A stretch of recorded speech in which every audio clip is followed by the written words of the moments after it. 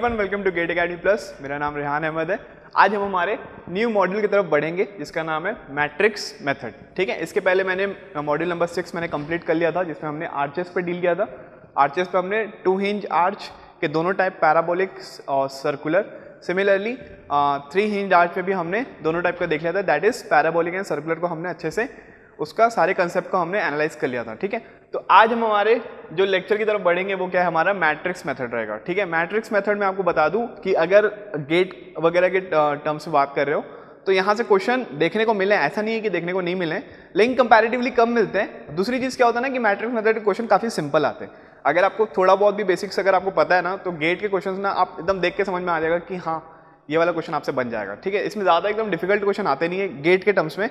लेकिन अगर मैं ईएससी और अगर आपकी यूनिवर्सिटी कन्वेंशनल टाइप की बात करूँ तो उसमें क्वेश्चन आपको पूरा आपको सॉल्व करना पड़ेगा। ठीक है, गेट में कंपैरेटिवली ईजी आते हैं, थोड़ा कम आते हैं, तो इसलिए उतना ज़्यादा इंपॉर्टेंट नहीं रहता ये, बट फिर भी देखने को मिले काफ़ी क्वेश्चन यहाँ से भी। तो अगर मैं यहाँ से मेथड स्टार्ट करूँ तो मैंने आपको बहुत पहले बताया था, जब सबसे पहला जो लेक्चर आया था मैं उसमें आपको जब ये बता रहा था कि क्या बोलते हैं हमारा जो स्ट्रक्चर एनालिसिस है वो कैसा रहेगा, काफ़ी ज़्यादा अपना ये रहेगा क्या बोलते हैं, आपको एक चीज़ पढ़े हो तो उसका आगे जाके यूज़ आएगा, काफ़ी ज़्यादा सिक्वेंशियल रहेगा सब्जेक्ट। ठीक है, तो मैंने आपको ये बोला था कि यहाँ पर जब मैं स्लोप एंड डिफ्लेक्शन जब आपको पढ़ा रहा था आई गेस मॉड्यूल नंबर 2 में, तो मैं आपको ये बोला था कि अभी आप जो स्टैंडर्ड रिजल्ट जो लिख रहे हो वो आपका मॉड्यूल नंबर 7 में पूरा यूज़ होगा। ठीक है, तो अगर मैं स्टैंडर्ड रिजल्ट की बात करूँ तो आप ना यहाँ पर ध्यान रखना, आप क्या करना, लेक्चर नंबर 6 में चले जाना, इसी प्लेलिस्ट में आप लेक्चर 6 में चले जाना। इसमें क्या है आपके पास, इसमें आपके पास स्लोप एंड डिफ्लेक्शन के standard result, slope and deflection के स्टैंडर्ड रिजल्ट्स, उसको आप क्या करिए, सबसे पहले अभी देखने के से पहले, इस लेक्चर को देखने से पहले आप इस लेक्चर में जाइए, आपके पास ऑलरेडी नोट्स होंगे, जहाँ तक मेरा ख्याल है अगर आप पूरे अच्छे से प्रॉपर नोट्स बनाते जा रहे हो तो इसके नोट्स होंगे। तो आप स्लोप एंड डिफ्लेक्शन के जो मैंने पूरे रिजल्ट्स जो आपको लिखवाए हैं, ठीक है, अलग अलग टाइप के बीम्स में अलग अलग टाइप के स्टैंडर्ड लोडिंग्स के लिए, उसमें थीटा और डेल्टा की वैल्यू मैंने बताई थी, थीटा और डेल्टा की वैल्यू। जैसे अगर मैं बात करूं, जैसे कि आपके पास एक कैंटिलीवर बीम है, ठीक है, और यहाँ पर आपके पास लोड लगा हुआ है कुछ P, तो आपको पता है इसका P का थीटा कितना आता है, PL²/2EI, और डेल्टा कितना आता है, PL³/3EI। ठीक है, लेकिन यहाँ पर अगर आपके पास कोई एक मोमेंट लगा हुआ है, आपके पास कोई मोमेंट लगा हुआ है दैट इज m, तो यहाँ पे थीटा कितना हो जाता है आपके पास, ML/EI। ठीक है, मैं इसकी फ्लेक्सुरल रिजिडिटी में EI मान के चल रहा हूँ, और यहाँ पर अगर डिफ्लेक्शन की बात करूँ तो कितना होता है, ML²/2EI। तो ऐसी करके ना आप वो एक पेज में या फिर एक कॉपी में काफ़ी अच्छे से लिख लीजिए, सारे जितने भी टर्म्स मैंने लिखवाए हैं, जितने भी मैंने वहाँ पर बीम्स के मैंने लोड वगैरह स्टैंडर्ड लोडिंग की कंडीशन में डेल्टा और थीटा निकाल के जो दिखाया आपको, वो सारे एक पेज में लिख लीजिए या फिर कहीं पर भी अच्छे से उसको काफ़ी अच्छे से लिख लीजिए। मैंने आपको पहले बोला था उसको क्या करना, आप कोई पेज में लिख के जहाँ पर भी आप पढ़ते हैं वहाँ पर चिपका देना, क्योंकि ये चीज़ ऐसा नहीं है सिर्फ वहीं पर काम आ रही है, ये चीज़ आपके स्टील स्ट्रक्चर्स में भी काम आएगी, स्लोप एंड डिफ्लेक्शन के रिजल्ट, ये आपके आरसीसी में भी काम आएगी, और ये आपके स्ट्रेंथ ऑफ मटेरियल्स में भी काम आएगी। ठीक है, वहाँ पर भी अपन डिफ्लेक्शन ऑफ बीम्स पढ़ते हैं, एक चैप्टर होता है, काफ़ी ज़्यादा इंपॉर्टेंट होता है। तो यहाँ से मान के चलिए ये ना सबसे स्ट्रक्चर इंजीनियरिंग सबसे बेसिक पार्ट है, स्लोप एंड डिफ्लेक्शन के स्टैंडर्ड रिजल्ट। तो ये आपको हर एक स्टैंडर्ड लोडिंग के लिए आपको मूव जबानी आपको क्या होनी चाहिए, ये याद होनी चाहिए। ठीक है, तो यहाँ पढ़ने से पहले, क्योंकि मैं एंटायरली क्या करूँगा, मैं इस मॉड्यूल में, इस लेक्चर में मैं एंटायरली पूरा मैट्रिक्स में डील करूँगा। तो मैट्रिक्स हम किसका बनाएंगे, हम इन्हीं कंपोनेंट्स का बनाएंगे, जो हमें डिस्प्लेसमेंट की जो वैल्यू मिली ना, डिस्प्लेसमेंट मतलब या तो स्लोप होगा या तो डिफ्लेक्शन होगा, इसी के वैल्यूज़ का हम क्या बनाएंगे, यहाँ पर हम मैट्रिक्स बनाएंगे। तो आपको ये वैल्यूज़ याद होनी चाहिए। मैं बार बार उसको, तो ऑब्वियसली मैं फिर से बार बार टेबल बनाने का कोई नीड नहीं है, मैं आपको पहले बता दिया। आप क्या करिए, लेक्चर नंबर 6 में मैंने काफ़ी अच्छे से बताया हुआ है, लेक्चर नंबर 6 में चले जाइए, अच्छे से नोट डाउन कर लीजिए, उसके बाद वापस आना। ठीक है, तो अपन यहाँ से स्टार्ट करेंगे। सिमिलरली यहाँ पर इसके बाद मैंने क्या बताया था आपको, स्पेशल कंडीशन बताया था, स्पेशल केसेस बताया था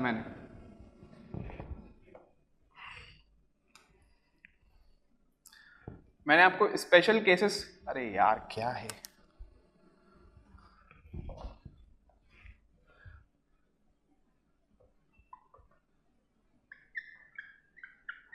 स्पेशल केसेस बताया था स्लोप एंड डिफ्लेक्शन के, जिसमें क्या था आपके पास, जैसे मान लीजिए आपके पास एक ऐसा बीम है जिसमें आपके पास यहाँ पर एंड में आपके पास जैसे ये पॉइंट बी है, और ये है आपके पास पॉइंट सी।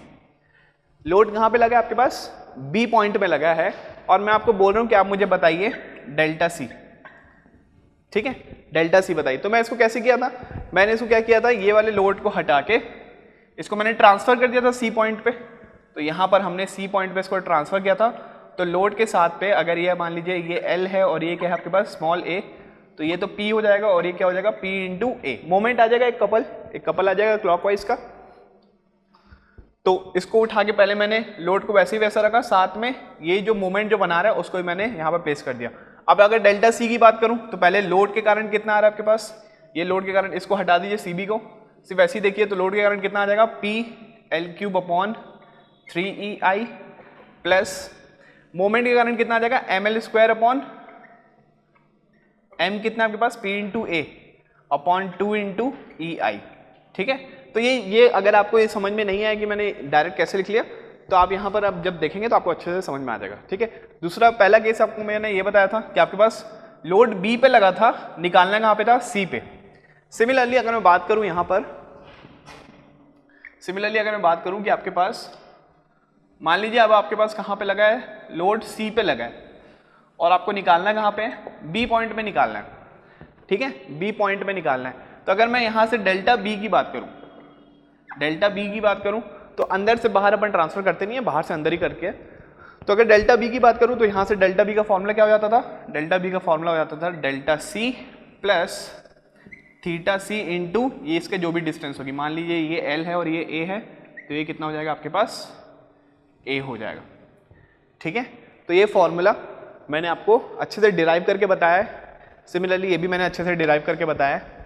और यहाँ से अच्छा डेल्टा सी की अगर मैं बात करूँ तो डेल्टा सी कितना हो जाएगा यार, यहाँ पर अगर ये पी लोड है तो डेल्टा सी कितना हो जाएगा, P L cube upon 3EI plus theta C कितना हो जाएगा कैंटिलीवर में, PL² अपॉन 2EI इंटू ए, ठीक है। तो ये तो था, ये थोड़ा स्पेशल केस था जिसमें हमें लोड को ट्रांसफर करना था, और उसके पहले मैंने टेबल बनाया था, उसमें क्या था, स्टैंडर्ड लोडिंग गिवन थी, ठीक है। तो ये वाला जो कंडीशन है, ये सारे स्लोप एंड डिफ्लेक्शन आप बहुत अच्छे से कर लीजिए। फिर अपन स्टार्ट करते हैं यहाँ से अपना मैट्रिक्स मेथड, ठीक है। तो matrix method generally matrix method में अपन डील करते हैं दो टाइप के मैट्रिक्स को। पहला मैट्रिक्स होता है आपके पास फ्लेक्सिबिलिटी मैट्रिक्स, ठीक है। पहला मैट्रिक्स क्या होता है आपके पास, फ्लेक्सिबिलिटी मैट्रिक्स। और दूसरा अगर मैं बात करूं तो दूसरा क्या हो जाएगा आपके पास, दूसरा हो जाएगा स्टिफनेस मैट्रिक्स। अच्छा, अब वर्ड से ही आप मेरे को बता दीजिए, फ्लेक्सिबल और स्टिफनेस में कोई डिफरेंस समझ में आ रहा है आपको? फ्लेक्सिबल मतलब जो इजीली क्या हो जाए, फ्लेक्स कर जाए, मतलब वो इजीली क्या हो जाए आपके पास, रिमोल्ड कर जाए। और स्टिफनेस की अगर मैं बात करूंगा तो वो कैसा रहेगा, काफी ज्यादा रिजिड रहेगा, उसको आप इजीली क्या कर सकते हो, डिफॉर्म नहीं कर सकते हो, ठीक है। तो जैसे कि अगर मैं बात करूं आपसे, तो यहां पर आप सबसे पहले क्या देखेंगे, यहां पर मैट्रिक्स मेथड में आप यहां पे देखेंगे फ्लेक्सिबिलिटी मैट्रिक्स मेथड। दूसरी जगह पे क्या देखेंगे आप देखेंगे स्टिफनेस मैट्रिक्स मेथड, ठीक है। स्टिफनेस के बारे में हमने पहले कहीं बात की है क्या? हाँ बिल्कुल हमने बात की। कहां पर? जब हम मॉड्यूल नंबर 2 स्टार्ट कर रहे थे, sorry module number 3। Module number 3 में मैं आपसे क्या डिस्कस कर रहा था, आपसे डिस्प्लेसमेंट मेथड डिस्कस कर रहा था, डिस्प्लेसमेंट मेथड। और डिस्प्लेसमेंट मेथड में चाहे आप मोमेंट डिस्ट्रीब्यूशन मेथड ले लो, कुछ भी ले लो, तो वहां पर हम सारे स्टिफनेस के बारे में बात करते थे, के के बारे में हम के निकालते थे, समेशन ऑफ के निकालते थे, ठीक है। तो ये यहाँ पर हमने स्टिफनेस के बारे में काफ़ी अच्छे से हमने बात कर ली है, वहाँ पर हमने कैरी और मोमेंट वगैरह के बारे में भी सीखा था, तो स्टिफनेस के बारे में हमने पहले से बात करी हुई है। अच्छा, फ्लेक्सिबिलिटी मैट्रिक्स और स्टिफनेस मैट्रिक्स का मीनिंग क्या हो जाएगा? अगर आप नॉर्मल से अगर आप देखें, चलिए यहाँ से अगर आप, मैंने क्या किया, ये एक बीम है, कैसी बीम दिख रही है आपको? एक कैंटिलीवर बीम दिख रही है, ठीक है। तो यहाँ पर अगर मैं एक लोड लगाया, यहाँ पर मैंने क्या लगाया, एक लोड लगाया, एक्सियल लोड लगा रहा हूँ, शेयर फोर्स नहीं लगा रहा हूँ, एक एक्सियल लोड लगा रहा हूँ। तो अगर मैं इसको लोड लगाया तो ये क्या हो जाएगा, ये हो सकता है कि हल्का सा क्या करे, ये डिफॉर्म कर जाए, ठीक है।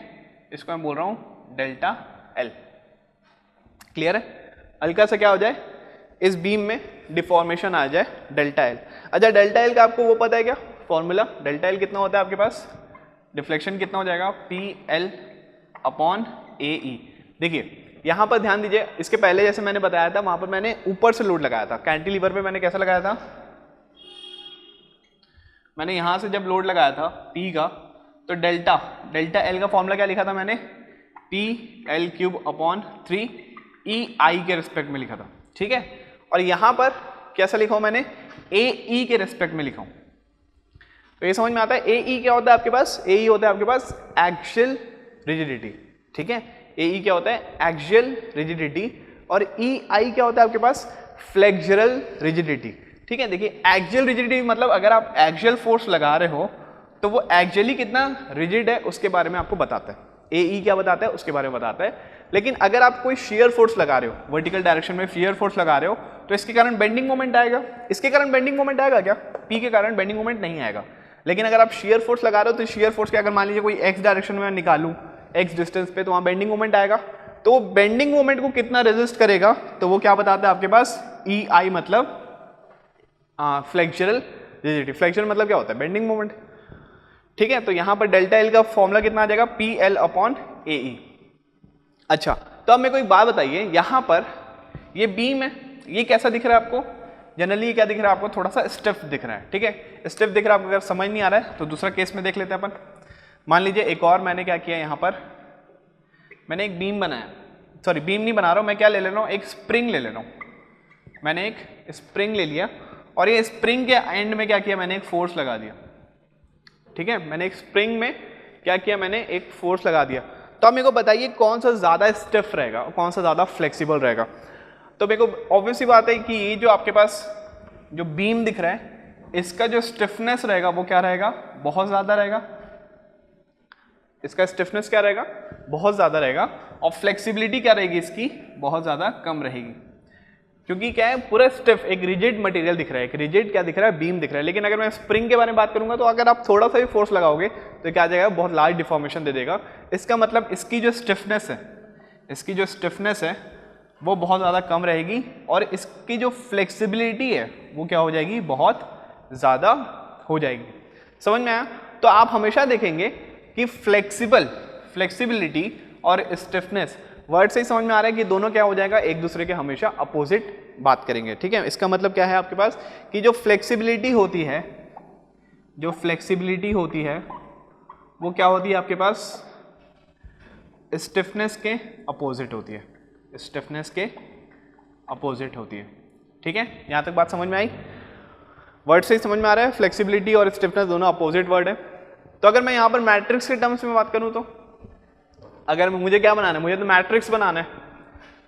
तो अगर मैं मैट्रिक्स के टर्म्स में बात करूं तो आपका जो स्टिफनेस मैट्रिक्स है वो क्या हो जाएगा आपके पास? फ्लेक्सिबिलिटी मैट्रिक्स का क्या हो जाएगा? वो हो जाएगा इनवर्स, ठीक है। क्यों? क्योंकि आपका k जो है, k क्या है आपके पास? 1/f है। तो अगर मैं मैट्रिक्स के टर्म में बात करूं तो matrix of k equals to क्या हो जाएगा? 1/f मतलब f का इनवर्स। तो आपको यहाँ पर आपको जो अपन लीनियर अलजेब्रा पढ़ते हैं मैथ्स में, उसमें आपको इनवर्स मैट्रिक्स निकालते हैं तो वो आपको आना चाहिए, ठीक है। डिटर्मिनेंट निकाल के 1/डिटर्मिनेंट इनटू एडजॉइंट ऑफ मैट्रिक्स करते हैं तो वो चीज़ सिंपल सी है, वो करेंगे। लेकिन ज़्यादा बड़ा मैट्रिक्स आएगा नहीं, 2/2 3/3, मैक्सिमम से मैक्सिमम 4/4। 4/4 की कभी नहीं आने वाला। मेनली अपन यूनिवर्सिटी लेवल में 3/3 का डील करेंगे और गेट लेवल में 2/2 का ही आता है मैक्सिमम टाइम, ठीक है। तो कोई बड़ी चीज़ है नहीं। तो ये समझ में आया? अच्छा अगर मैं बात करूँ यहाँ पर इसकी, चलिए फ्लेक्सिबिलिटी का फॉर्मूला क्या होता है आपके पास? आगे चलिए स्टिफनेस की बात करते हैं। स्टिफनेस का फॉर्मूला क्या होता है? स्टिफनेस को आप डिफाइन कैसे करते हैं? स्टिफनेस का फॉर्मूला क्या होता है? अगर मैं k की बात करूंगा, k का फॉर्मूला क्या होता है आपके पास? P/डेल्टा।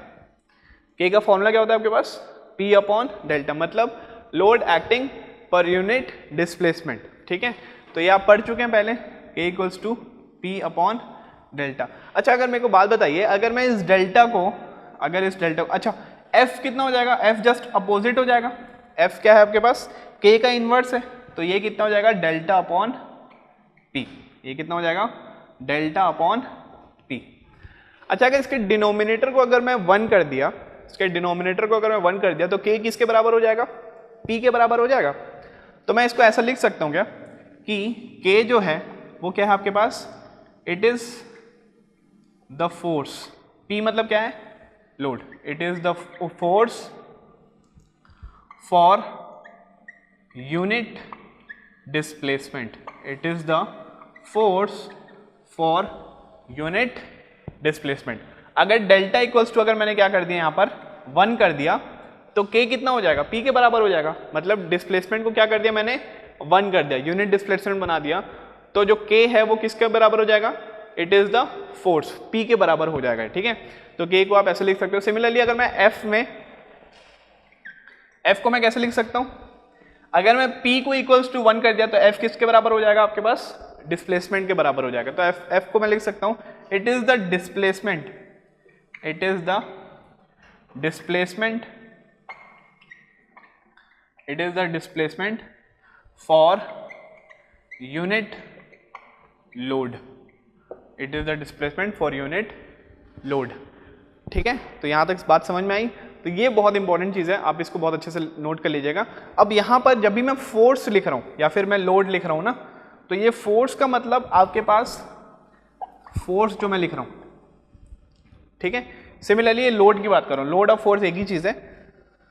तो ये तो या तो आपके पास क्या हो जाएगा आपके पास ये तो या तो फोर्स हो जाएगा या फिर क्या हो जाएगा, वो हो जाएगा मोमेंट। ठीक है, सिमिलरली जब भी मैं डिस्प्लेसमेंट लिख रहा हूं तो वो या तो आपके पास स्लोप हो जाएगा या तो वो क्या हो जाएगा आपके पास, डिफ्लेक्शन। इसको आप ध्यान रखिएगा जब भी आप फोर्स लिख रहे हो या फिर लोड लिख रहे हो। चलिए इसको फोर्स को हटा के मैं लोड लिख देता हूं, तो या तो वो फोर्स हो जाएगा या फिर मतलब रिएक्शन हो जाएगा या फिर मोमेंट हो जाएगा। सिमिलरली जब भी आप डिस्प्लेसमेंट लिख रहे हो तो या तो वो स्लोप होगा या फिर वो हो जाएगा डिफ्लेक्शन। ठीक है, तो ये चीज आपको समझ में आएगी जैसे अपन आगे बढ़ेंगे। तो इतना आपको समझ में आया, स्टिफनेस के बारे में थोड़ी बहुत चीजें समझ में आई, फ्लेक्सिबिलिटी के बारे में समझ में आया। ठीक है, तो ये आपके पास क्या है, K किसके बराबर होगा, हम हमेशा किसके टर्म्स में लेंगे उसको, K को हम लिखेंगे फोर्स के टर्म में। फोर्स मतलब या तो वहां पर रिएक्शन को लिखेंगे या फिर हम वहां पर मोमेंट को लिखेंगे। तो जब भी आप स्टिफनेस मैट्रिक्स बनाओगे, तो उस मैट्रिक्स के अंदर या तो आपके पास रिएक्शन होगा या तो उसके अंदर क्या होगा, मोमेंट। सिमिलरली जब भी आप क्या बनाओगे, फ्लेक्सिबिलिटी मैट्रिक्स बनाओगे, तो उसके अंदर क्या होगा, डिस्प्लेसमेंट होगा। इसका मतलब या तो उसके अंदर सारे कंपोनेंट्स, इसके अंदर फ्लेक्सिबिलिटी मैट्रिक्स के अंदर सारे कंपोनेंट या तो आपके पास स्लोप होंगे या फिर क्या होंगे आपके पास, डिफ्लेक्शन। चीजें समझ में आई, इसको मैं फिर से एक बार रिकॉल कर दे रहा हूं। मैट्रिक्स मेथड के अंदर सारे जो कंपोनेंट्स होंगे, सारे जो टर्म्स होंगे, वो स्लोप और डिफ्लेक्शन के टर्म्स में होंगे। अभी मैं आपको जो बता रहा था स्लोप एंड डिफ्लेक्शन के बारे में, उसके टर्म्स में होंगे। सिमिलरली जब आप स्टिफनेस मैट्रिक्स बनाओगे तो उसके अंदर सारे जो टर्म्स होंगे या तो वो रिएक्शन होंगे या तो फिर वो क्या होंगे, मोमेंट होंगे। क्लियर है, यहाँ तक समझ में आया। चलिए इसके बाद अपन देखते हैं फ्लेक्सिबिलिटी मैट्रिक्स की प्रॉपर्टीज के बारे में जान लेते हैं। चलिए यहाँ से अपन क्या देखते हैं, यहाँ से अपन देखते हैं प्रॉपर्टीज ऑफ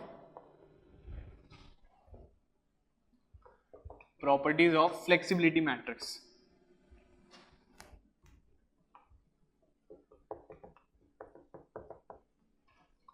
ठीक है, बहुत इंपॉर्टेंट है, अच्छे से समझिएगा।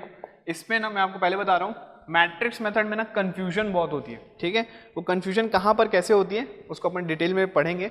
अभी आप जो मैं बता रहा हूं उसको बहुत अच्छे से बस नोट डाउन करते चलिए। तो सबसे पहली प्रॉपर्टी होती है कि जो फ्लेक्सिबिलिटी मैट्रिक्स होता है,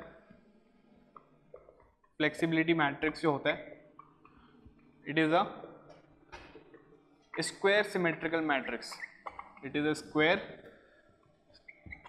symmetrical matrix. Square symmetrical matrix आपको पता होगा, ठीक है, कैसा रहता है वो।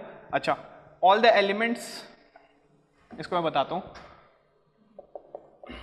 All the elements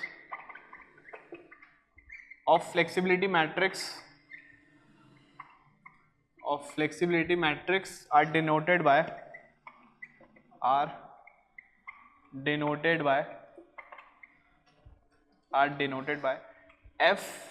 Fij। ठीक है, are denoted by Fij। चलिए पहला पॉइंट क्या पता है मैंने कि ये क्या है आपके पास, ये आपके पास स्क्वायर सिमेट्रिकल मैट्रिक्स, आपको पता होगा लीनियर अलजेब्रा आप पढ़े होगे अच्छे से। स्क्वायर सिमेट्रिकल मैट्रिक्स मतलब अगर मान लीजिए ये क्या है आपके पास, this is F11, this is F12, this is F13, this is F21, this is F22, this is F23, this is 31, 32 and this is 33। ठीक है, तो ये क्या बना दिया मैंने, ये मैंने मैट्रिक्स बना दिया। स्क्वायर सिमेट्रिकल मैट्रिक्स, स्क्वायर का मतलब ये होता है कि अगर रो अगर आपके पास 3 है तो कॉलम भी कितने होने चाहिए आपके पास, 3। ठीक है, स्क्वायर मैट्रिक्स का मतलब क्या होता है आपके पास, या तो 3x3 का हो, या तो 2x2 का हो, या फिर 4x4 का हो। 2x3, 4x3, 3x2 ऐसा नहीं होना चाहिए, स्क्वायर मैट्रिक्स होना चाहिए। सिमेट्रिकल का मैट्रिक्स ये होता है ना कि आपके पास ये डायगोनल को आप हटा दीजिए, ये वाले डायगोनल को हटा दीजिए, F21 और F12, सिमिलरली F31 और F13, सिमिलरली F32 और F23 क्या हो जाएगा आपके पास, सेम हो जाएगा। सेम कैसे हो रहा है, आप अगर मैक्सवेल रेसिप्रोकल लॉ अगर मैं पढ़ा रहा था आपको, मैक्सवेल रेसिप्रोकल थ्योरम, वहां से आप देख सकेंगे, वाले थ्योरम को आप देखना, तो वहां से ये वाली चीज आपकी प्रूव हो जाएगी। F(21) किसके बराबर हो जाएगा, F(12), F(31) इक्वल्स टू क्या हो जाएगा आपके पास, F(13), सिमिलरली F(32) क्या हो जाएगा आपके पास, F(23). क्लियर, तो यहां से ये सारे एलिमेंट्स आपके पास क्या हो जाएंगे, सेम। अच्छा, तो ये तो मैंने आपको बता दिया Fij, इसके बारे में भी और बताऊंगा मैं। नेक्स्ट मैं क्या बोल दे रहा हूं कि all the elements are in terms of displacement, ये मैंने आपको अभी समझाया था। ठीक है, फ्लेक्सिबिलिटी मैट्रिक्स में सारे जो टर्म्स होंगे वो किसके फॉर्म में होंगे, वो डिस्प्लेसमेंट के, मतलब या तो वो स्लोप होंगे या फिर वो क्या हो जाएंगे आपके पास, डिफ्लेक्शन, डेल्टा के फॉर्म में होंगे। ठीक है, अच्छा, सबसे इंपॉर्टेंट चीज जो है कि आपके पास जो Fij लिखा है मैंने, मतलब Fij मतलब F11, F12, F13, ये सारे जो एलिमेंट्स हैं उसमें I और J क्या रिप्रेजेंट करता है, वो बहुत ज़्यादा इंपॉर्टेंट है। ठीक है, तो अगर मैं यहाँ पर बात कर रहा हूँ कि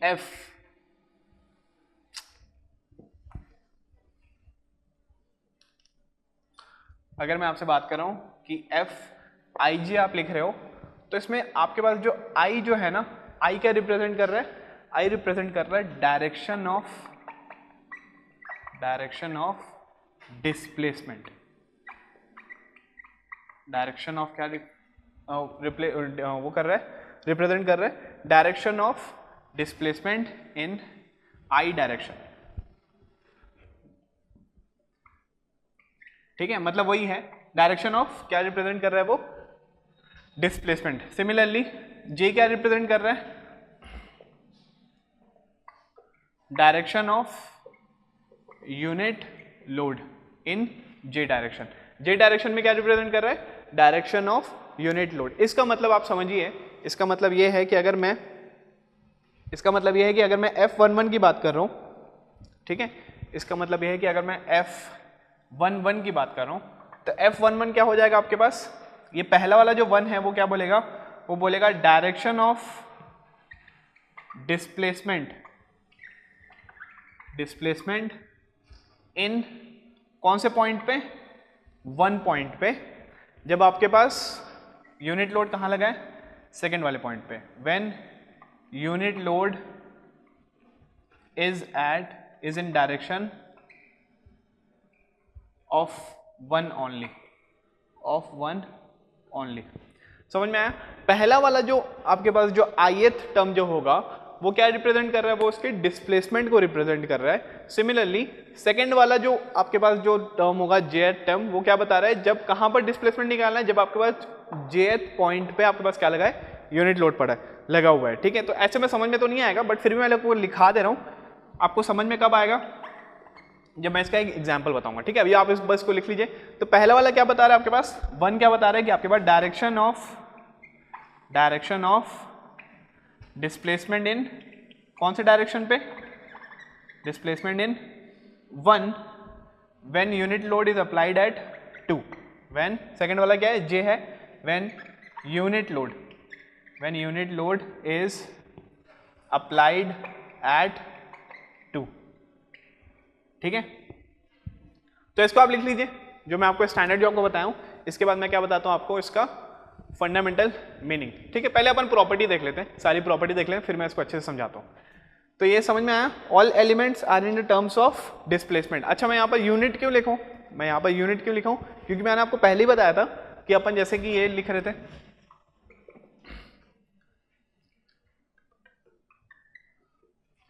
ठीक है, मैंने आपको ये चीज बताया था। सिमिलरली के क्या बताया था, के बताया था आपको पी बाय डेल्टा।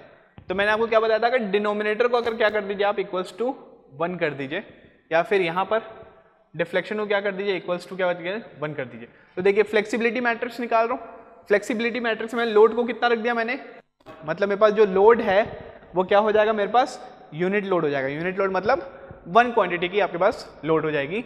तब मुझे क्या निकालना है, उस पॉइंट पे मुझे डिफ्लेक्शन निकालना है, डिस्प्लेसमेंट निकालना है। तो क्या करना है, मुझे वहां पर डिस्प्लेसमेंट निकालना पड़ेगा, ठीक है। तो 3 पॉइंट आपको समझ में आ गए।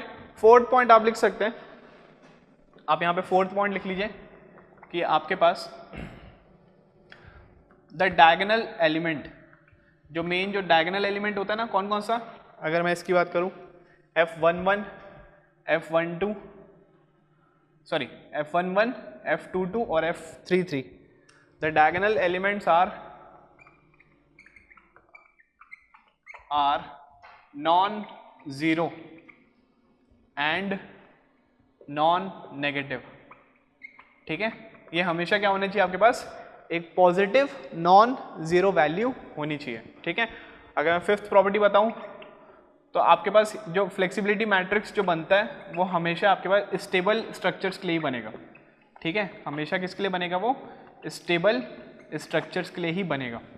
5th लास्ट प्रॉपर्टी जो रहेगी, इसका जो ऑर्डर जो रहेगा ना, ऑर्डर किसके बराबर रहेगा आपके पास, जो आपका जो स्टैटिक इनडिटर्मिनेसी जो होगी उसके बराबर ही होगा। स्टैटिक इनडिटर्मिनेसी जब आप जितनी होगी आपकी, मतलब ds के बराबर जितनी होगी उतना ही क्या रहेगा, उसका ऑर्डर रहेगा, ठीक है। तो इतना ज़्यादा आपको नीड तो नहीं रहेगी अभी।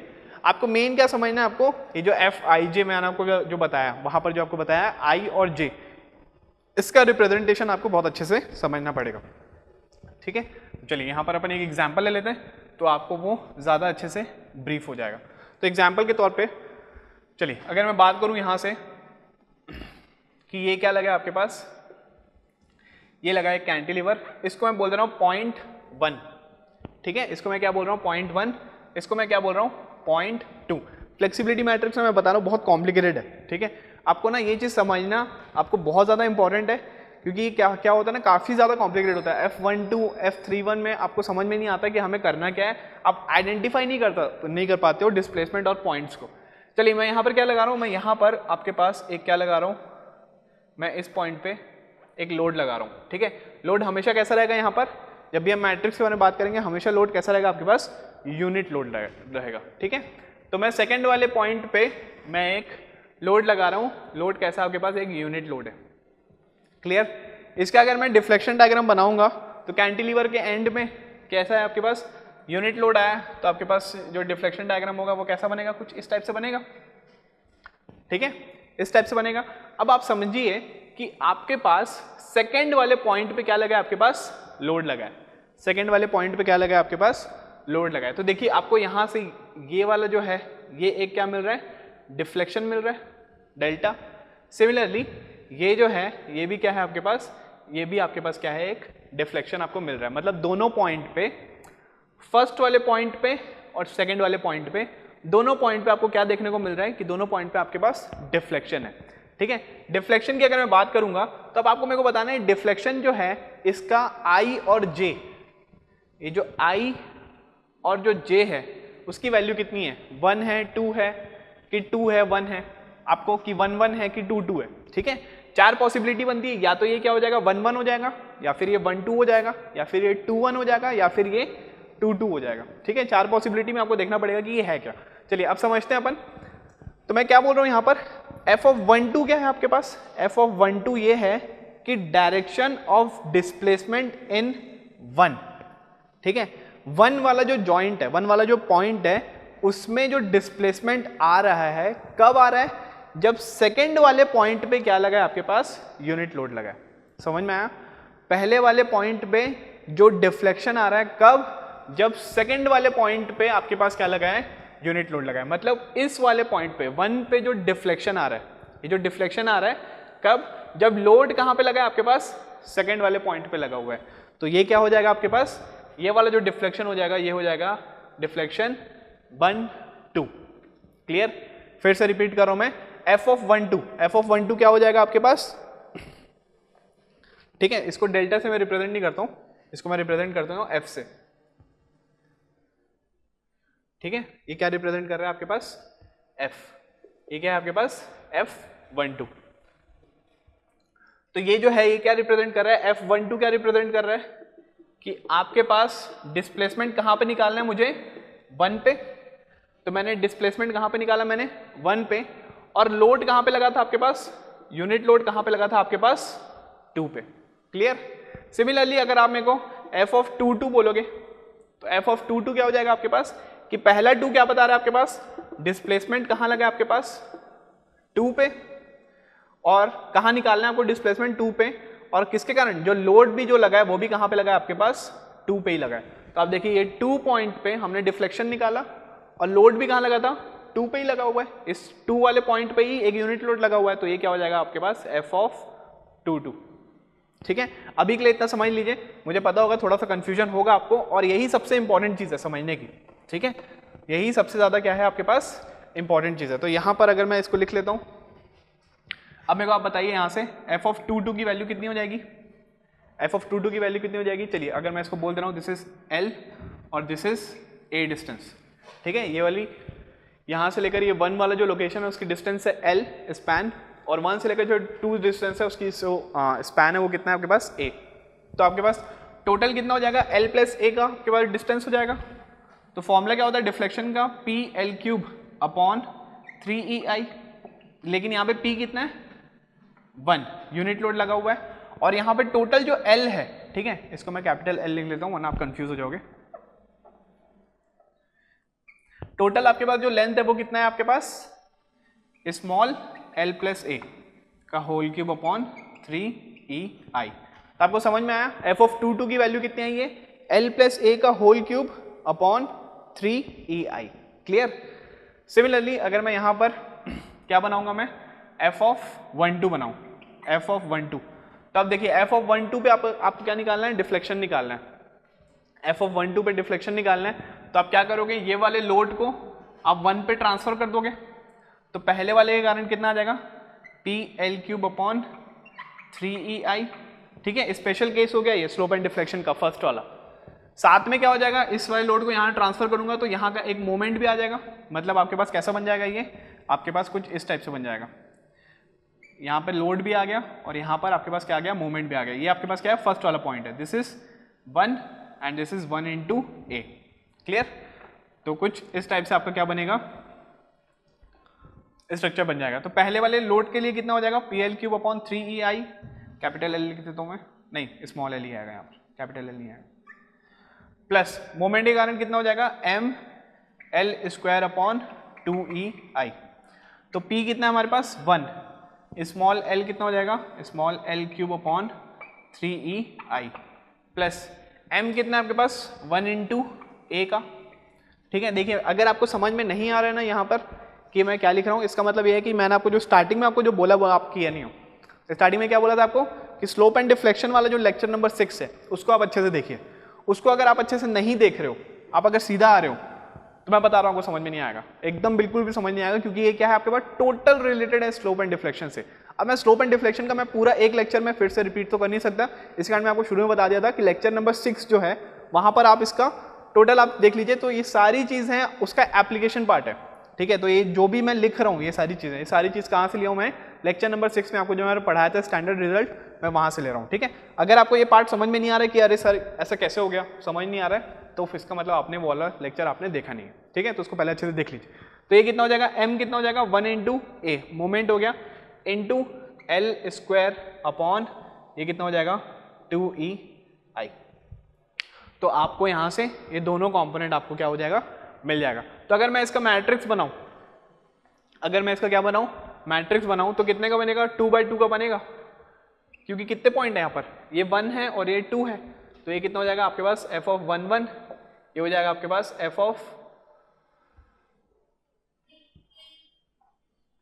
1 2। अच्छा ठीक है, मैट्रिक्स आपको बहुत ज़्यादा हो जाएगा, समझ नहीं आएगा। अच्छे वाले क्वेश्चन में आपको मैट्रिक्स बनाने सिखा दूंगा, अभी आप सिर्फ कंपोनेंट समझ लीजिए, ठीक है। f ऑफ 2 2 समझ में आया कैसे निकालना है, मतलब सेकंड पॉइंट पे डिस्प्लेसमेंट, जब सेकंड पॉइंट पे ही क्या लगा है आपके पास, लोड भी लगा है। सिमिलरली f ऑफ 1 2 क्या हो जाएगा आपके पास, मतलब फर्स्ट पॉइंट पे डिस्प्लेसमेंट, इस पॉइंट पे जो डिस्प्लेसमेंट आ रहा है, और ये वाला 2 क्या रिप्रेजेंट कर रहा है, मतलब इस पॉइंट पे जो डिस्प्लेसमेंट आ रहा है, लेकिन लोड कहाँ पे लगा है आपके पास, 2 पॉइंट पे लगा हुआ है, सेकंड वाले पॉइंट पे, ठीक है। तो ये दो चीज आप अच्छे से नोट कर लीजिए। अपन देखते हैं थोड़ा अच्छे से क्वेश्चन देखते हैं, वो क्वेश्चन आप देखेंगे तो आपको अच्छे से समझ में आ जाएगा। चलिए अपन यहाँ पर अब प्रोसीजर देख लेते हैं कि आपको कोई भी टाइप का क्वेश्चन जो है आपको कैसे सॉल्व करना है।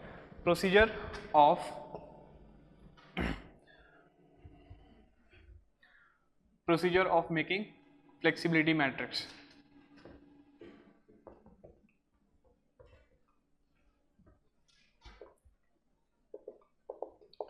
ठीक है, बहुत इंपॉर्टेंट है, इसको आप देख लीजिए अच्छे से। तो सबसे पहले वाले हमें क्या करना है, जैसे मान लीजिए आपके पास एक फ्लेक्सिबिलिटी मैट्रिक्स है F,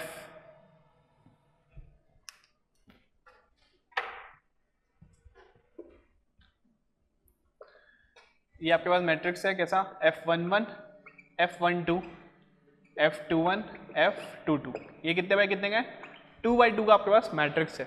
आपको इसको सॉल्व कैसे करना है, आपको इसको ना कॉलम वाइज सॉल्व करना है। कॉलम वाइज मतलब आपको सबसे पहले ये फर्स्ट वाला कॉलम लेना है और ये फर्स्ट वाले कॉलम को सॉल्व करना है, मतलब दोनों एलिमेंट को निकालना है, f ऑफ 1 1 और f ऑफ 2 2। तो इसका स्टेप नंबर 1 क्या रहेगा आपके पास, स्टेप नंबर 1 कि apply unit load in first point के डायरेक्शन में। ठीक है, देखिए दोनों का आपके पास फर्स्ट कॉलम में दोनों का आपके पास जो jth जो टर्म है, ठीक है, दोनों का आपके पास जो j ij के फॉर्म में लिखते हैं ना अपन, तो j वाले फॉर्म में देखिए अगर मैं f ऑफ ij लिख रहा हूं, f ऑफ ij, तो ये i क्या रिप्रेजेंट करता है, डिस्प्लेसमेंट के डायरेक्शन को। i क्या रिप्रेजेंट करता है, डिस्प्लेसमेंट के डायरेक्शन को, और j क्या रिप्रेजेंट करता है, यूनिट लोड कहां पे लग रहा है। ठीक है, यूनिट लोड कहां पे लग रहा है उसको रिप्रेजेंट करता है। तो मैं क्या बोल रहा हूं, इसमें आपके पास j पॉइंट क्या है, आपके पास दोनों 1 है, तो मैं बोल रहा हूं apply unit load in one direction without applying unit load in any other direction, in any other direction. ठीक है, इसको ब्रैकेट में लिख रहा हूं, and calculate the displacement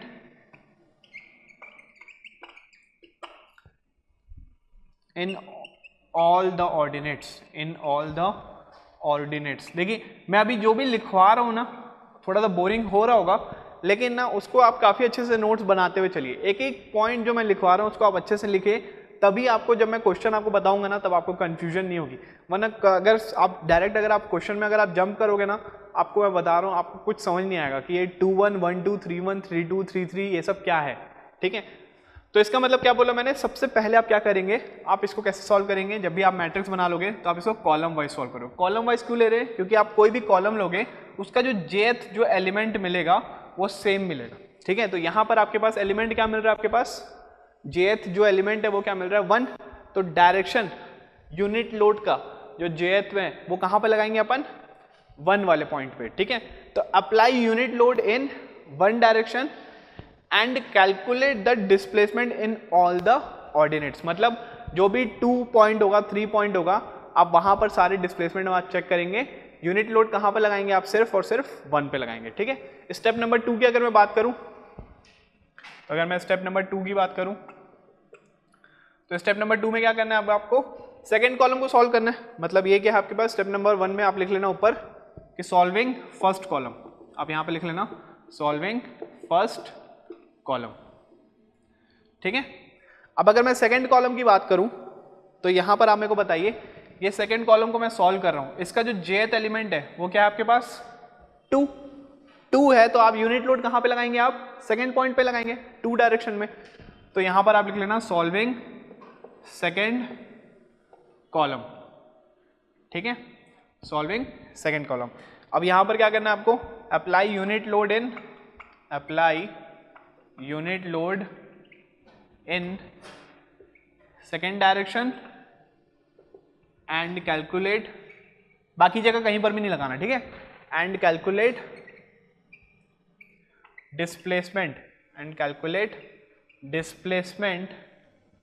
in all other ordinates, ठीक है। तो आपको क्या करना है, अगर मान लीजिए यहां पर आपके पास 3x3 का मैट्रिक्स होता, 3x3 का मैट्रिक्स होता तो आपके पास एक कॉलम और आ जाता। फिर आप स्टेप नंबर 3 में क्या करते, सॉल्विंग थर्ड कॉलम, फिर वहां पर आप यूनिट लोड कहां पे लगाते हैं, आप थर्ड पोजीशन में लगाते हैं, और फिर उसके बाद क्या करते हैं, आप यहां पर सारे के सारे ऑर्डिनेट्स पे डिस्प्लेसमेंट को कैलकुलेट कर लेते हैं। अब यहां पर की पॉइंट करके लिख लेना,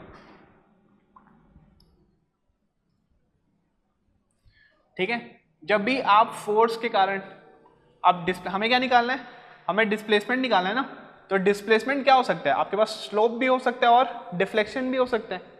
तो जब भी आपके पास जो लोड है, और ये जो लोड है, ये लोड कैसा हो सकता है आपके पास, ये आपके पास रिएक्शन या फिर फोर्स हो सकता है, नहीं तो फिर मोमेंट भी हो सकता है, ठीक है। तो आप ध्यान देना कि ये जो लोड है ये आपके पास फोर्स भी हो सकता है और मोमेंट भी हो सकता है, आपको मैं लिखवाया था पहले, ठीक है। तो जब भी आप फोर्स देखोगे, जब भी आप क्या लिखोगे, जब भी आप फोर्स अगर लगा होगा तो वहां पर आपको क्या निकालना पड़ेगा, आपको वहां पर निकालना पड़ेगा डिफ्लेक्शन, ठीक है। जब भी आप फोर्स अगर आप लगा हुआ है वहां पर तो आपको क्या निकालने का पड़ेगा, उसके टर्म्स में डिफ्लेक्शन। लेकिन अगर वहां पर क्या लगा है, मोमेंट लगा हुआ है, यूनिट लोड की जगह पे क्या लगा है, यूनिट मोमेंट लगा है, तो मोमेंट के लिए आपको क्या निकालना पड़ेगा, वहां पर स्लोप निकालना पड़ेगा, ठीक है।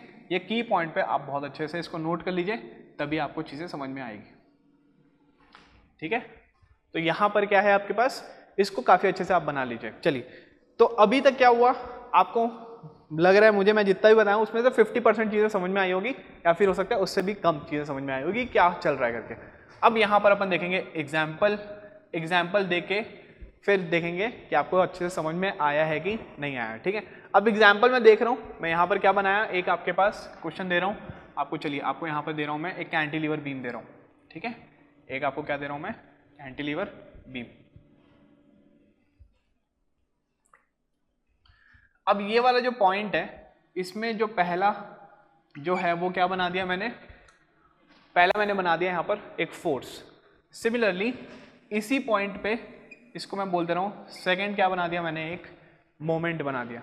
क्लियर है, सेकंड मैंने क्या बना दिया यहाँ पर, मोमेंट बना दिया। अब आप देखिए यहाँ पर कितने आपके पास पॉइंट दिख रहे हैं, आपके पास 2, एक फोर्स है एक मोमेंट है।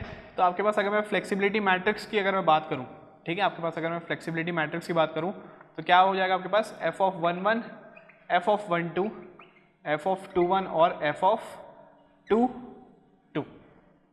क्लियर, इसकी टोटल लेंथ है आपके पास L, और ये क्या है आपके पास, EI क्या है उसके पास, फ्लेक्चरल रिजिडिटी, ठीक है। तो यहां पर अगर मैं फ्लेक्सिबिलिटी मैट्रिक्स अगर बना रहा हूं तो आपको क्या निकालना पड़ेगा, आपको ये 4 क्वांटिटी आपको निकालनी पड़ेगी। अब निकालना कैसे, तो मैंने अभी आपको प्रोसीजर बताया। प्रोसीजर आपको क्या बताया मैंने कि सबसे पहले स्टेप नंबर 1 में आप क्या करेंगे, आपको करना है solve first column. First column को आपको सॉल्व करना है, मतलब कौन से वाले एलिमेंट को, f(1)(1) और f(2)(1) को आपको क्या करना है, एनालाइज करना है। तो इसके लिए क्या बताया था मैंने, फर्स्ट कॉलम को सॉल्व करने के लिए मैंने आपको क्या बोला था कि apply unit load in first direction. जो 1 का जो डायरेक्शन है वहां पर क्या करना है आपको वहां पर जो भी आपको दिया गया है वो आपको लगाना है, चाहे वो फोर्स हो चाहे आपका मोमेंट हो, without applying unit load in any other direction. बाकी जितने भी कोऑर्डिनेट में जो भी आपके पास फोर्स या मोमेंट जो भी है उस सबको हटा देना। आप सिर्फ क्या करेंगे, फर्स्ट वाले डायरेक्शन में आपको जो भी गिवन है आप वो लगाएंगे and calculate the displacement in all the ordinates. All the ordinates में आपको स्लोप और डिफ्लेक्शन आपको निकालना पड़ेगा, ठीक है। तो यहां पर अपन बात करते हैं सबसे पहले,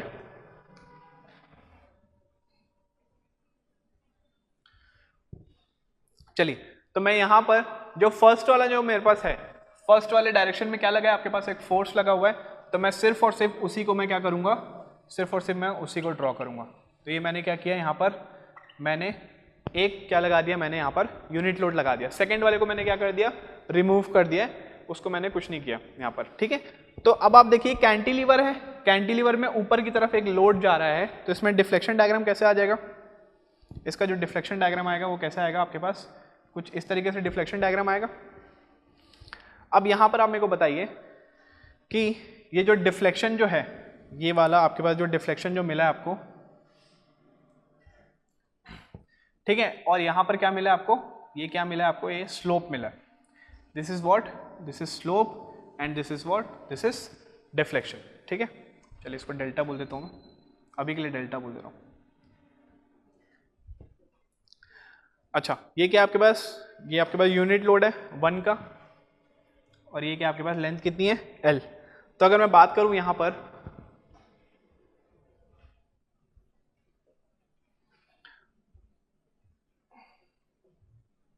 इसकी वैल्यू कितनी हो जाएगी आपके पास, इसकी वैल्यू कितनी हो जाएगी डिफ्लेक्शन की। अगर यहां पर आपके पास नॉर्मल कैंटिलीवर में एक नीचे की तरफ पॉइंट लोड आता है तो कितना होता है डिफ्लेक्शन, कितना होता है PL³/3EI। सिमिलरली अगर मैं इसके यहाँ पर स्लोप की बात करूं तो स्लोप कितना हो जाता है आपके पास PL²/2EI। डेल्टा स्लोप का फॉर्मूला आपको पता है। सिमिलरली यहाँ पे नीचे की जगह क्या हो रहा है, ऊपर की तरफ लोड लग रहा है, तो मतलब ये जो डिफ्लेक्शन जो आया है, ये जो डिफ्लेक्शन आया है, ये कितना है आपके पास PL³/3EI। सिमिलरली ये जो स्लोप जो आया है, ये जो स्लोप है वो कितना है आपके पास, ये है आपके पास PL²/2EI। लेकिन यहाँ पर लोड कितने का लगा है, P कितने का आपके पास 1 का, तो ये P कितना हो जाएगा आपके पास 1, तो ये कितना हो जाएगा आपके पास L³/3EI। सिमिलरली ये जो स्लोप होगा, ये स्लोप कितना हो जाएगा आपके पास, ये हो जाएगा आपके पास L²/2EI, ठीक है। अब मैंने आपको क्या बताया था, जो भी फोर्स जो रहेगा, फोर्स के कारण हमें क्या निकालना है डिफ्लेक्शन, और मोमेंट के कारण हमें क्या निकालना है स्लोप। इसका मतलब आप देखिए 1 पे क्या लगा है आपके पास, ये क्या लगा है फोर्स, तो फोर्स के कारण जो डिफ्लेक्शन आ रहा है ये क्या है आपके पास, ये है आपके पास 1/1।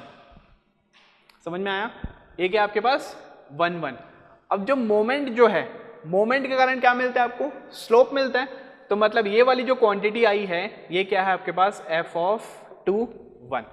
इसका मतलब यहां पर जो मोमेंट लगा था उसके कारण हम किसको चेक करेंगे, इस वाले फोर्स के कारण हम स्लोप को चेक करेंगे। स्लोप कितना है आपके पास F(2)1 जो है वो कितना है आपके पास L²/2EI। तो यहाँ से आप देख लीजिए, आपको यहाँ से दोनों चीज निकालो मैं, F(11) और F(2)1। तो F(11) कितना है हमारे पास, F(11) आया है हमारे पास L³/3EI, और F(2)1 जो आया वो कितना है हमारे पास L²/2EI। क्लियर है यहाँ तक। तो ये क्या है आपके पास, हमने पहले 2 एलिमेंट हमने फाइंड आउट कर लिया, ठीक है। नेक्स्ट क्या करना है हमें, नेक्स्ट हमें देखना है स्टेप नंबर 2। स्टेप नंबर 2 क्या है हमारे पास, हमें क्या करना है स्टेप नंबर 2 में,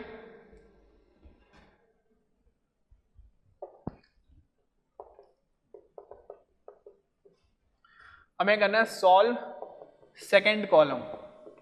solve second column. Second column को अगर मैं सॉल्व कर रहा हूं तो मैं यूनिट लोड कहां पे लगाऊंगा, मैं सेकेंड वाले पोजीशन में ही लगाऊंगा। यूनिट लोड में कहां लगाऊंगा, सेकेंड वाले पोजीशन में ही लगाऊंगा। अब इसके कारण जो डिफ्लेक्शन आएगा वो कुछ इस टाइप से आएगा, इसके कारण डिफ्लेक्शन कैसे आएगा, कुछ इस टाइप से आएगा। तो ये आ गया आपके पास डिफ्लेक्शन, और ये जो है ये क्या है आपके पास, ये है स्लोप, ठीक है। फॉर्मूला क्या होता है मोमेंट के कारण, फॉर्मूला क्या होता है, देखिए यूनिट लगा है ना, ये क्या आपके पास यूनिट मोमेंट लगा हुआ है आपके पास। मोमेंट के लिए डिफ्लेक्शन का फॉर्मूला क्या होता है आपके पास mL²/2EI। सिमिलरली स्लोप का जो फॉर्मूला होता है वो कितना होता है आपके पास mL/EI, ठीक है। अब यहां पर मोमेंट कैसा लगा आपके पास, यूनिट मोमेंट लगा हुआ है, मतलब m की वैल्यू कितनी होगी आपके पास, m की वैल्यू हो गई आपके पास 1। यहां पर भी m की वैल्यू कितनी होगी आपके पास 1। नेक्स्ट क्या बताया था मैंने आपको कि फोर्स के कारण आप क्या देखोगे, फोर्स के कारण आप क्या देखोगे डिफ्लेक्शन, और मोमेंट के कारण आप क्या देखोगे स्लोप। तो यहां पर आप देखिए ये जो फोर्स जो लगी है 1 डायरेक्शन में, इसके कारण क्या देखेंगे आप, इसके कारण हम देखेंगे डिफ्लेक्शन। तो ये जो डिफ्लेक्शन है ये क्या रिप्रेजेंट कर रहा है, ये रिप्रेजेंट कर रहा है एफ ऑफ 1 2, एफ ऑफ 1 2, ठीक है। फर्स्ट के कारण हम डिफ्लेक्शन देख रहे हैं ना, ये फर्स्ट वाले पॉइंट के कारण। सिमिलरली मोमेंट के कारण हम क्या देखते हैं, स्लोप देखते हैं। तो ये वाला जो स्लोप है इसको मैं क्या लिख सकता हूँ, एफ ऑफ 2 2। देखिए जे पॉइंट कभी चेंज नहीं होगा, जे पॉइंट कभी भी चेंज नहीं होगा क्योंकि हम सेकंड वाले के लिए लिख रहे हैं। तो ये कौन सा आपके पास कौन सी क्वांटिटी है, ये सेकंड वाली क्वांटिटी है। सेकंड में क्या लगा आपके पास, मोमेंट लगा है। बस चेंज क्या होगा आपके पास, आई वाला आपके पास जो टर्म है, आई वाला जो टर्म है वो चेंज होगा 1 और 2। तो आप देखिए 1 वाला क्या था आपके पास, फोर्स था, तो फोर्स के लिए हमने क्या निकाला, डिफ्लेक्शन। सेकंड वाला क्या था आपके पास, मोमेंट था, तो मोमेंट के लिए क्या निकाला हमने यहाँ पर, स्लोप को निकाल लिया, ठीक है। बहुत कंफ्यूजिंग है मुझे पता है ये, लेकिन जैसे जैसे आप क्वेश्चन देखोगे ना आगे आपको ये अच्छे से समझ में आ जाएगा। तो ये कितना हो जाएगा आपके पास, एल स्क्वायर अपॉन 2EI, और एफ ऑफ 2 2 निकालोगे तो ये कितना हो जाएगा आपके पास, L अपॉन EI। समझ में आया। तो यहाँ से अगर मैं फ्लेक्सिबिलिटी मैट्रिक्स बनाऊँ, फ्लेक्सिबिलिटी मैट्रिक्स अगर मैं यहाँ से बनाऊँ तो ये क्या है आपके पास, एफ ऑफ 1 1 और एफ ऑफ 2 1 कितना आया था हमारे पास, L cube upon 3EI। F of 2 1 कितना आया, L square upon 2EI। Similarly F of 1 2 कितना है हमारे पास, एफ ऑफ 1 2 कितना है हमारे पास, यहाँ देखिए एफ ऑफ 1 2 कितना है, L स्क्वायर अपॉन 2EI, और एफ ऑफ 2 2 कितना है आपके पास, L अपॉन EI। तो ये कितना है आपके पास, L स्क्वायर अपॉन 2EI, और एफ ऑफ 2 2 कितना है आपके पास, L अपॉन EI। अब आप देखिए ये आपके पास स्क्वायर मैट्रिक्स दिख रहा है कितने का, 2/2 का। इसके जो डायगोनल एलिमेंट्स हैं देखिए नॉन जीरो और पॉजिटिव है। और आप देखिए सिमेट्रिकल मतलब ये आपके पास ये वाला जो टर्म है और ये वाला जो टर्म है दोनों देख रहे हो कैसा दिख रहा है आपको, इक्वल दिख रहा है। इसका मतलब एफ ऑफ 2 1 कितना था आपके पास, L square upon 2EI। Similarly F of 1 2 भी कितना है आपके पास, L स्क्वायर अपॉन 2EI। तो मैं यहाँ पे लिख सकता हूँ क्या, F of 2 1 equals to F of 1 2। तो ये हमने प्रॉपर्टी हमने पहले देखी थी और हमने इसको प्रूव भी कर दिया, ठीक है। तो ये थोड़ा सिंपल क्वेश्चन था, इसको मैं बस अभी समझाने के लिए आपको मैं इतना बनाया था कि आपको थोड़ा बेसिक चीज़ें समझ में आया। आई नो आज का लेक्चर मुझे ऐसा लग रहा है कि आपको उतने अच्छे से समझ में नहीं आया होगा क्योंकि मैट्रिक्स मेथड थोड़ा सा ज़्यादा आपका थोड़ा सा कॉम्प्लिकेटेड रहता है, चीज़ें समझ में नहीं आती जल्दी। एक बार अगर मैं बता भी दूँ तो भी काफ़ी ज़्यादा डाउट रहेगा। तो लेकिन फिर भी इसको कोशिश करना है, इसको जितने बार आप देखोगे, जो छोटी छोटी चीज़ें मैं आपको जो बता रहा हूँ उसको आप जितने बार आप उसको रिपीट करोगे आपको उतने अच्छे से समझ में आ जाएगा। पहली चीज़ बता रहा हूँ, आगे डिफ़िकल्टी और बढ़ते जाएगी। ये ऐसा क्वेश्चन कभी आएगा भी नहीं, ये बहुत ज़्यादा सिंपल क्वेश्चन था, ठीक है। लेकिन इसी को आप पहले बहुत अच्छे से समझिए, जितनी चीज़ मैं लिखाया हूँ उसको बहुत अच्छे से लिखिए, प्रोसीजर, प्रॉपर्टीज़, हर चीज़। एफ ऑफ आई जे में आई क्या रिप्रेजेंट करता है, जे क्या रिप्रेजेंट करता है, ये सारी चीज़ें आप अच्छे से समझेंगे तभी आपको आगे जो चीज़ें होंगी वो समझ में आएगी। इसके बाद फ्लेक्सिबिलिटी मैट्रिक्स के भी जो क्वेश्चंस होंगे वो मैं थोड़ा सा और थोड़ा डिफिकल्ट क्वेश्चंस आपको बताऊंगा। तो फ्लेक्सिबिलिटी मैट्रिक्स तो फिर भी आपका इजी है, स्टिफनेस मैट्रिक्स तो और ज़्यादा क्या हो जाएगा आपके पास, डिफिकल्ट हो जाएगा, ठीक है। तो अभी के लिए इतना ही, अपन देखते हैं फिर नेक्स्ट लेक्चर में। Thank you.